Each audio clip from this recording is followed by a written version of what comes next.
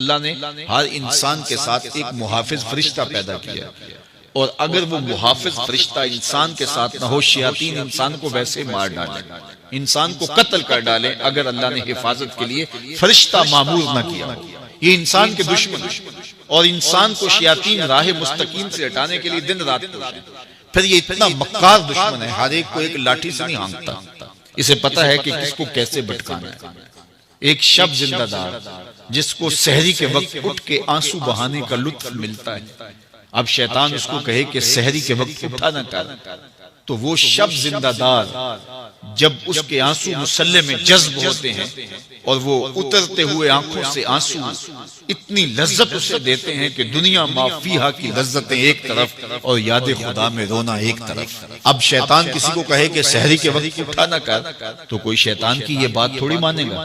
तो शैतान उसे ये कहता भी नहीं, उसे कहता नहीं नहीं उठा कर, लेकिन सुबह बता दिया करके मैं तहज्जुद गुजार,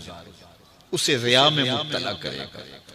एक शख्स जिसकी तबा में फयाजी गुंदी हुई है, अब शैतान उसको कहे कि तू सखावत ना किया कर, बुखल का दर्स दे, तो तबअन जो सखी शख्स है जिसकी फितरत के अंदर फयाजी है, तो वो शैतान की इस बात को तो नहीं मानेगा। शैतान उसे ये कहता भी नहीं कि तू बुखल कर, उसे फजूल खर्ची की तरफ लगा देगा, उसे उन कामों में खर्च करने की तरकीब देगा जिसका उसको और मुआशरे को कोई फायदा नहीं होगा। इसलिए शैतान रुख बदलता है।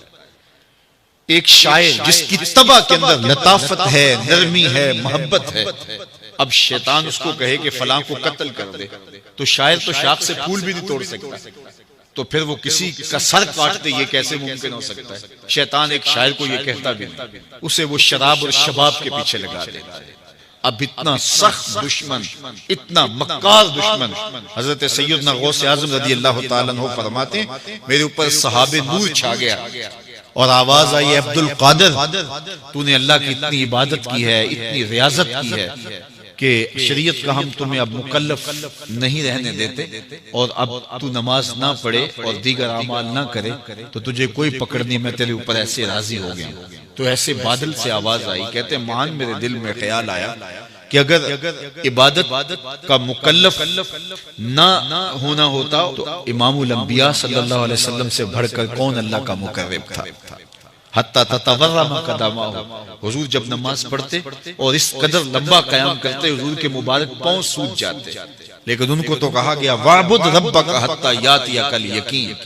उन्हें तो कहा गया कि आखिरी सांस तक अल्लाह की इबादत करनी है। तो मैं कौन हूं कि मुझे कहा जाए कि तू अब इबादत का मुकल्लफ नहीं रहा, कोई बात नहीं है। तो कहते हैं मैं ला हौला वला कुव्वता इल्ला बिल्लाह पढ़ा, तो वो जो मुझे नूर नजर आ रहा था वो स्याही में बदल गया। तो वो इब्लीस था जो इस रंग में मुझे भटकाना चाहता था। कहा अब्दुल कादिर इस मर्तबे पे पहुंचे हुए कितने लोगों को मैंने गुमराह कर दिया, तेरे इल्म ने तुझे बचा लिया। तो मैंने कहा जालिम, मेरे इल्म ने मुझे नहीं बचाया, मेरे अल्लाह के फजल ने बचाया। तो कहा फिर बच गया है, कई मैंने यूं लूट ली। तो इतना मक्कार दुश्मन हो जो हमारे ऊपर मुसल्लत है और दिन रात कोशा है हमारी मताए अमल लूटने के लिए, मताए ईमान लूटने के लिए, तो फिर मुझे बताओ कि हम क्या गाफिल होकर बैठे। ऐसे नापाक वजूद का मुकाबला कोई आसान है जो हमारी मताए अमल लूटता है, मताए ईमान लूटता है, हमें अमल करने नहीं देता, करें तो वसवास डाल रहा होता है, कर लें तो रिया में और तकब्बुर में मुब्तला करके, उजब में मुब्तला करके किया हुआ अमल भी लूट लेता है। मुझे बताओ ये कोई जो है वो सौखा काम है कि हम मुकाबला करें। अब माह सियाम में रोजे से भूख भी काटते हैं और कुरान मजीद की तिलावत और दीगर मामूलात के लिए हमें तन्हाई भी मुयस्सर आती है, और इसी तरह हमें रोजे से जो है वो अपनी जुबान को कंट्रोल करने का दर्स भी मिलता है। तो रोजा तुम्हारी जुबान का मुहाफिज बन जाता है, फिर रोजा तुम्हारी शहवात के कंट्रोल का जरिया बन जाता है, और रोजा तन्हाई की वजह से इख्तिलात से जो खराबियां पैदा होती हैं उनसे तुम्हें बचा लेता है। तो गोया माह सियाम अल्लाह ताला की रहमतों का एक रूप है, और ये एक महीने का तरबीती कोर्स है जिसके जरिए से हम अपने बातन की सफाई